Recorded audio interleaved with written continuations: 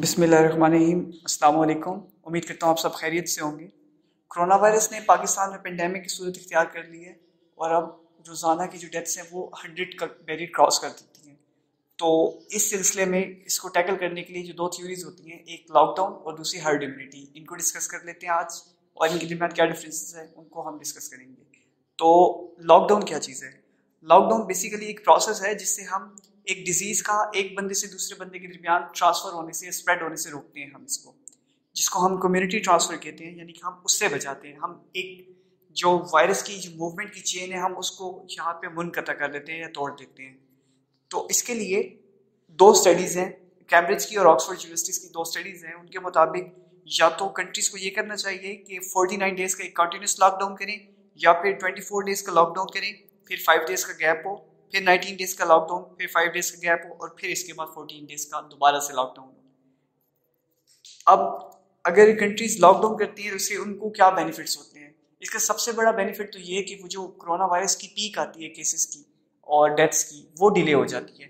Peak delay हो जाएगी तो इसका ये फ़ायदा होगा कि हॉस्पिटल में लोग कम आएंगे, बहुत आहिस्ता आहिस्ता करके आएंगे, हॉस्पिटल्स में इतना रश नहीं होगा और डॉक्टर्स को और पैरामेडिकल स्टाफ जो है उनको ट्रीटमेंट करने में आसानी होगी, उनको इतनी ज़्यादा मसाइल नहीं होंगे क्योंकि बेड्स भी हैं, स्पेस भी होगी और वेंटिलेटर्स भी फ्री होंगे।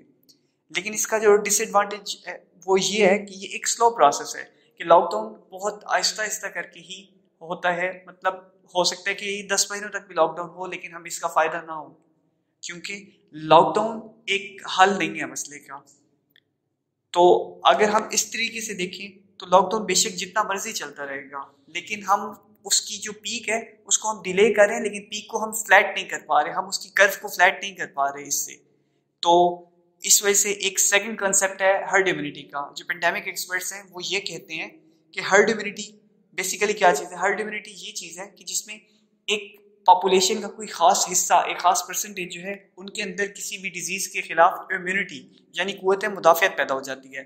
अब इसके दो तरीके होते हैं, एक तो तरीका होता है वैक्सीनेशन का और दूसरा नेचुरल तरीका है, यानी हम लोगों को आपस में मिलने जुलने की इजाज़त दें, लोग आपस में घुल मिल के रहें और आपस में मिलते जुलते रहे, कि जो डिजीज पर्सन है जिसको कोरोना वायरस है वो और जो नॉर्मल पर्सन है इनका आपस में राब्ता हो या ये आपस में मिले, जिसकी वजह से डिजीज ट्रांसफर हो रहा है। और फिर 70% जब लोगों को डिजीज ट्रांसफर हो गया तो वो फिर उस पूरे जो एरिया है या वो जो पूरी कंट्री है उसके अंदर एक हर्ड इम्यूनिटी आ गया, एक क्राउड की शक्ल में उनके अंदर इम्यूनिटी आ गया।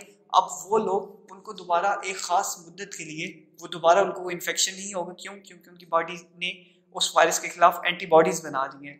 अब हो सकता है वो 1 साल के लिए हो, 2 साल के लिए हो, या हो सकता है जिससे चिकन पॉक्स के खिलाफ इम्यूनिटी जो डेवलप होती है वो लाइफ टाइम होती है। एक बार बंदे को चिकन पॉक्स हो जाए तो दोबारा नहीं होता। तो हो सकता है कि वो उस तरह भी हो जाए, लेकिन बात यह है कि लोगों के अंदर इम्यूनिटी डेवलप हो जाएगी, बेसिक जो इसका थीम है। तो पेंडेमिक एक्सपर्ट्स ये कहते हैं कि वायरस खुद तो नॉन लिविंग है, लेकिन अपना लाइफ साइकिल मुकम्मल करने के लिए एक इसे हेल्दी होस्ट की जरूरत होती है। हेल्दी होस्ट क्या है? हेल्दी होस्ट वो बंदा है कि जिसको पहले इन्फेक्शन नहीं हुआ। अगर एक बंदे को पहले कोरोना वायरस इन्फेक्शन हो चुका है तो अब वो हेल्दी होस्ट नहीं रहा। क्यों? क्योंकि उसकी बॉडी के अंदर एंटीबॉडीज हैं इस वायरस के लिए और उस वायरस के खिलाफ एक्ट करते हैं और उसको वहां से रिमूव कर देती है, बॉडी से अपने नेसेसरी एक्शंस लेगी और उसको वहां से रिमूव कर देगी। अब क्योंकि एक इसको हेल्दी होस्ट की जरूरत होती है तो पेंडेमिक एक्सपर्ट्स कहते हैं कि चाहे लॉकडाउन 3 महीनों को या चाहे बेशक 10 महीनों का भी लॉकडाउन हो जाए, लेकिन लॉकडाउन इस मसले का हल इस वजह से नहीं है क्योंकि जब तक लॉकडाउन रहेगा तब तक हेल्दी होस्ट रहेंगे। जैसे ही लॉकडाउन हटेगा, जब फिर हेल्दी होस्ट और जो कोरोना वायरस है इनका आपस में इंटरेक्शन होगा तो फिर से ये डिजीज ट्रांसमिट होगा और ये फिर से ये डिजीज अपना काम करना शुरू कर देगा और फिर से इन्फेक्शन कॉज करेगा। तो इस वजह से वो कहते हैं कि ये जो कोरोना वायरस के खिलाफ हर्ड इम्यूनिटी का कॉन्सेप्ट अगर हम अपनाएं तो ये सबसे बेस्ट आइडिया होगा। क्यों? क्योंकि ये नेचर का अपना सोल्यूशन है, नेचर का अपना ऑप्शन है कि वो ह्यूमैनिटी को सेव करना चाहती है किसी भी पेंडेमिक से। तो इसके लिए अब हम इसके बेनिफिट्स देखते हैं कि इसके क्या बेनिफिट्स होंगे।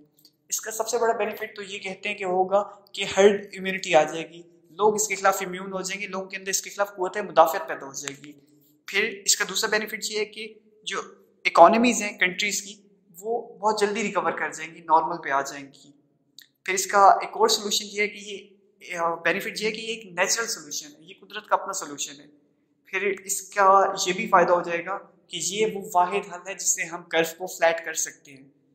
अगर हम इसको नहीं अपनाएंगे तो कर्व फ्लैट कभी भी नहीं होगी। अगर हम इसको अपनाएंगे तो एक टाइम पे पीक आएगी, यानी केसेस बहुत ज़्यादा आएंगे दिन में, डेथ्स भी ज़्यादा होंगी, लेकिन फिर आहिस्ता आहिस्ता करके एक टाइम ऐसा आएगा कि जब वो कर्व जो है उसकी वो फ्लैट हो जाएगी, फिर नए केसेस आना या तो रुक जाएंगे या तो बहुत कम हो जाएंगे। फिर उस तरीके में हम कह सकते हैं कि एक नॉर्मल बीमारी की शक्ल अपना लेगा, जैसे हम कहते हैं कि फ्लू है या कुछ भी ऐसा छोटी मोटी जिस तरह की बीमारी हम जिन्हें कहते हैं, कि तो उसमें ये होगा कि लोग कहेंगे कि अच्छा तुम्हें कोरोना वायरस है, फिर कहेगा कोई कहेगा अगर हाँ मुझे है, तो वो कहेंगे अच्छा ठीक है कोई मसला नहीं है, बस आप 14 डेज आइसोलेशन में रहें और फिर आप नॉर्मल हो जाएंगे।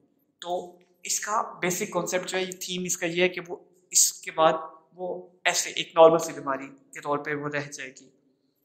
लेकिन इसका डिसएडवांटेज सबसे बड़ा ये है कि इसकी वजह से रेट ऑफ हॉस्पिटलाइजेशन बहुत इंक्रीज हो जाती है। अब इसकी वजह से ये होगा कि जब पीक आएगी तो बहुत ज़्यादा लोग इकट्ठे हॉस्पिटल्स में जाएंगे, हॉस्पिटल्स ओवर क्राउडेड हो जाएंगे, और जिसकी वजह से हॉस्पिटल्स ओवर क्राउडेड होने की वजह से लोगों को वार्ड्स में जगह भी नहीं मिलेगी और वहाँ उनको बेड्स नहीं मिलेंगे, फिर वेंटिलेटर्स फ्री नहीं होंगे, जिसकी वजह से थोड़े बहुत मसाइल होंगे लोगों को। लेकिन लॉन्ग रन में हम देखें तो फिर हर्ड इम्यूनिटी का ये फ़ायदा हो जाएगा, एक पूरी कम्युनिटी एक ख़ास डिजीज़ के खिलाफ इम्यून हो जाती है।